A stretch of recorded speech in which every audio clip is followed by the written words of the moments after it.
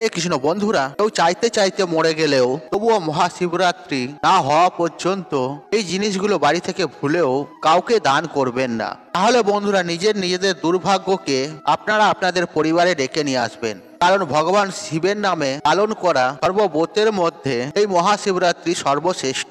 বন্ধুরা, এই বছর শিবরাত্রির মহা চতুর্দশী তিথি এই সমস্ত কিছু আজ আমি আপনাদের এই ভিডিওর মাধ্যমে স্টেপ বাই স্টেপ জানিয়ে দেব। তাই আমার প্রত্যেক বন্ধুদের কাছে অনুরোধ রইল, এই ভিডিওটি সম্পূর্ণ মনোযোগ সহকারে শেষ পর্যন্ত দেখুন। আর ভিডিওটি যদি ভালো লাগে একটু ভিডিওতে লাইক করবেন, আর কমেন্টে মনে ভক্তি শ্রদ্ধা রেখে হর হর মহাদেব লিখে অবশ্যই কমেন্ট করবেন। বন্ধুরা, সবার প্রথমে আপনাদের জানাই এবছর অর্থাৎ 2025 সালে মহাশিবরাত্রি কবে পড়েছে। বন্ধুরা, প্রত্যেক বছর ফাল্গুন মাসের কৃষ্ণপক্ষের চতুর্দশ তিথিতে আর পালন করা হয় এই মহাশিবরাত্রি। আর এবছর মহাশিবরাত্রি পড়েছে ইংরাজি 26শে ফেব্রুয়ারি। আর মহাশিবরাত্রির ব্রত পালন করতে হবে। আর সনাতন ধর্ম শাস্ত্র অনুসারে এই মহাশিবরাত্রি অত্যন্ত মাহাত্ম্যপূর্ণ। এই মহাশিবরাত্রির দিন মাতা গৌরী এবং মহাদেবের বিবাহ হয়েছিল। আর পৌরাণিক কথা অনুসারে ফাল্গুন মাসের কৃষ্ণপক্ষে চতুর্দশী তিথিতে মহাশিবরাত্রি পালন করা হয়। আর এই পবিত্র দিনে ভগবান শিব এবং দেবী শক্তির মিলন হয়েছিল।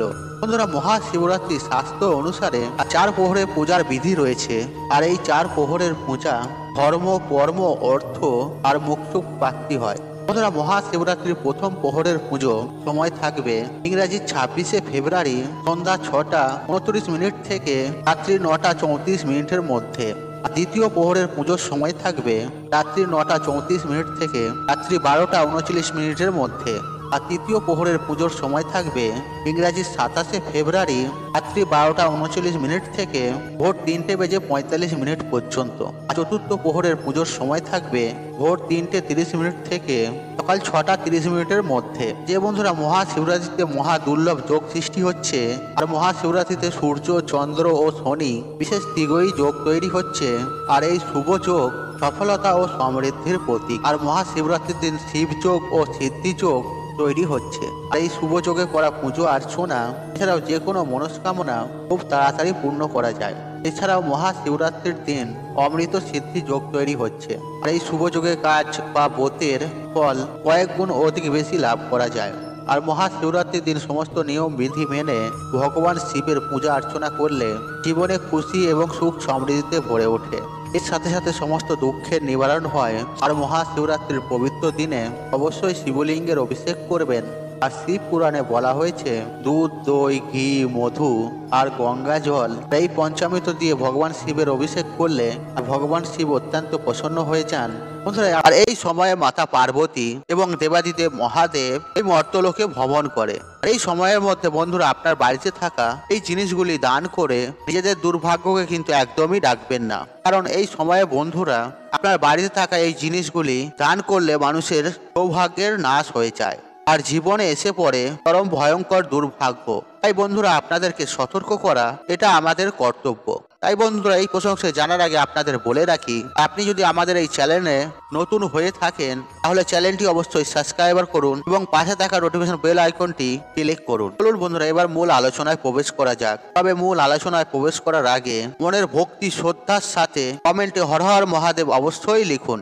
এতে মহাদেবের আশীর্বাদ সদা সর্বদাই আপনার উপরে থাকবে এবং আপনার পরিবারের উপরে থাকবে। বন্ধুরা, এই মহাশিবরাত্রির মধ্যে আপনারা যে জিনিসগুলি ভুলেও আপনারা কাউকে দেবেন না, আর সেগুলির মধ্যে আমি সবার প্রথমে যেটি বলবো তা হলো সিঁদুর। আগে হ্যাঁ বন্ধুরা, এই মহাশিবরাত্রির আগে কখনো ভুল করেও আপনারা কাউকে সিঁদুর দান করবেন না, বিশেষ করে যারা বিবাহিত মহিলা। তো চাইলেও বন্ধুরা, এই সময় আপনারা বাড়ি থেকে সিঁদুর আপনারা ভুলেও কাউকে দান করবেন না। বন্ধুরা, দ্বিতীয় যে জিনিসটি আপনাদের বলবো আজ সেটি হলো মাছ। আগে হ্যাঁ বন্ধুরা, আপনারা একেবারে ঠিকই শুনেছেন। আমাদের পরিবারে যখন কোনো ভালো মন্দ রান্না হয়, মাছ, মাংস বা যে কোনো খাবার আমরা আমাদের প্রতিবেশীদের ঘরে দেওয়া নেওয়া করে থাকি। কিন্তু এই সময়ে বন্ধুরা, আপনারা কিন্তু এই সমস্ত খাবার কাউকে ভুলেও দান করবেন না। বন্ধুরা, এরপর তৃতীয় যে জিনিসটি হলো তা হলো আপনার বাড়ির ব্যবহার করা তেল। আগে হ্যাঁ বন্ধুরা, জ্যোতিষ শাস্ত্র মতে কাউকে ব্যবহার করা তেল দান করলে শনিদেব প্রচন্ড ভাবে রুষ্ট হয়ে যান। তাই বন্ধুরা, ভুল করেও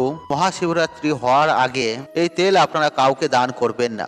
বন্ধুরা, এরপর যে চতুর্থ জিনিসটির কথা বলবো তা হলো ঝাড়ু বা ঝাঁটা। আগে হ্যাঁ বন্ধুরা, এই সময় আপনারা ভুলেও আপনার বাড়িতে থাকা ঝাড়ু বা ঝাঁটা কাউকে দেবেন না। তাহলে এই ঝাঁটা বা ঝাড়ুর সাথে আপনাদের সৌভাগ্য আপনার গৃহ ত্যাগ করবে। বন্ধুরা, এরপর পঞ্চম যে জিনিসটির কথা বলবো তা হলো এই সময়ের মধ্যে কোনো ধারালো অস্ত্র বা কোনো জিনিস আপনারা কাউকে দান করবেন না।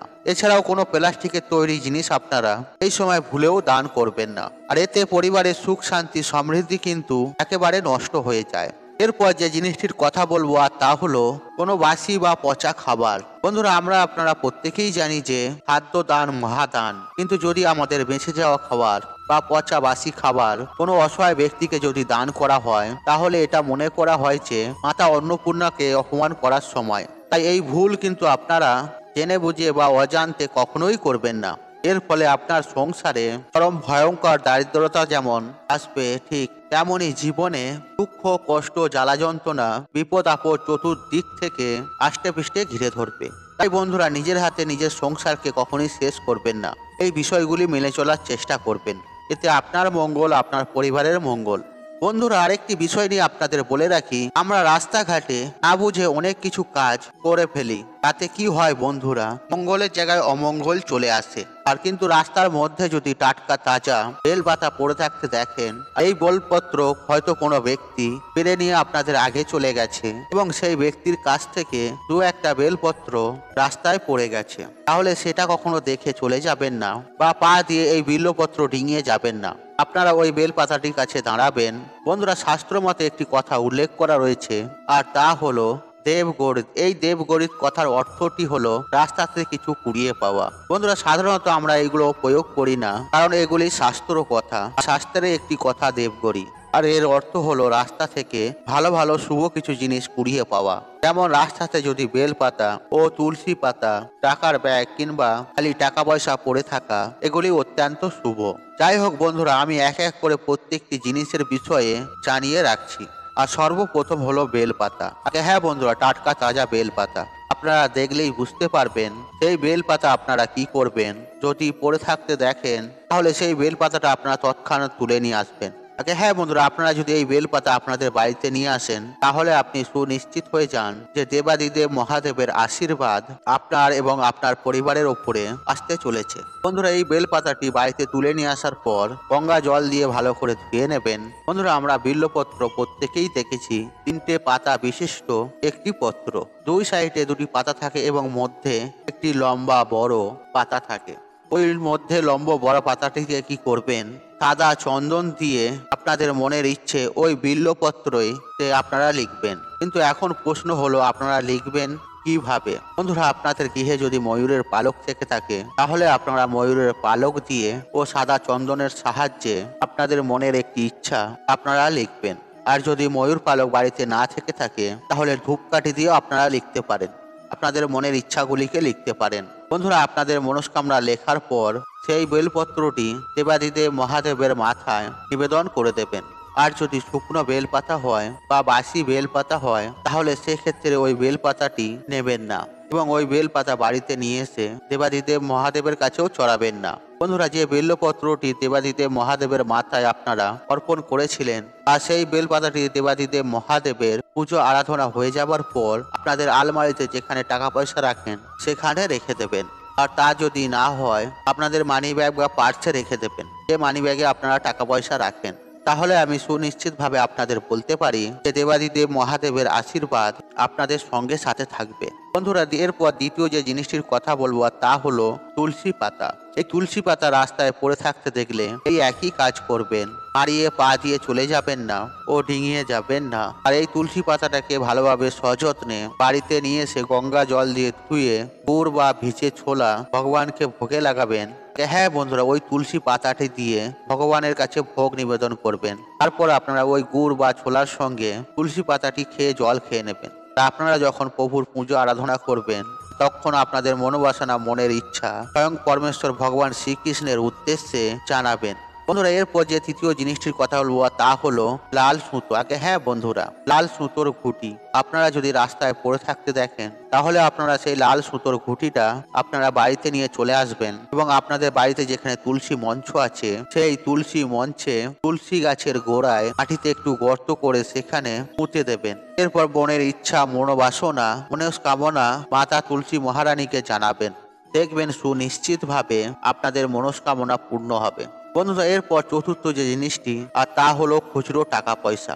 আপনারা যদি রাস্তাঘাটে টাকা পয়সা কুড়িয়ে পান, তাহলে সেই টাকা পয়সা আপনারা আপনাদের বাড়িতে নিয়ে এসে গঙ্গা জল ছিটিয়ে নিয়ে সেই টাকার মধ্যে ধূপ ও প্রদীপ দেখিয়ে মা লক্ষ্মী দেবীর চরণে 11 বার ছুঁয়ে নেবেন। তারপর আপনাদের মনস্কামনা মনোবাসনা জানিয়ে একটি লাল কাপড়ের মধ্যে এই টাকাটি মুড়ে আপনারা যেখানে টাকা পয়সা রাখেন সেখানে রেখে দেবেন।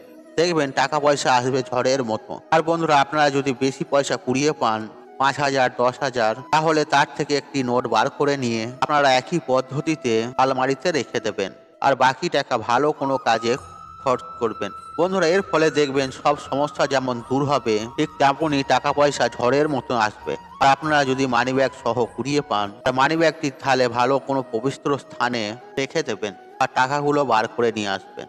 বন্ধুরা, আশা করছি এই ভিডিওটি আপনাদের ভালো লেগেছে। তাহলে ভিডিওতে একটি লাইক করুন, একটি কমেন্ট করুন, একটি শেয়ার করুন এবং বন্ধু বান্ধব আত্মীয়জনের সাথে শেয়ার অবশ্যই করুন। মনে রাখবেন, আপনার একটি শেয়ার অনেক মানুষকে উপকৃত করে তুলতে পারে। আর আপনি যদি আমার চ্যানেলে নতুন হয়ে থাকেন, তাহলে চ্যানেলটি অবশ্যই সাবস্ক্রাইব করুন এবং পাশে থাকা নোটিফিকেশন অন রাখুন, কারণ এইরূপ নিত্য নতুন ভিডিও সবার আগে দেখার জন্য। ঈশ্বর আপনার মঙ্গল করুক, আপনি সুস্থ থাকুন, নিরোগ থাকুন, আপনার দিন মঙ্গলময়। হরে কৃষ্ণ কৃষ্ণ কৃষ্ণ হরে হরে।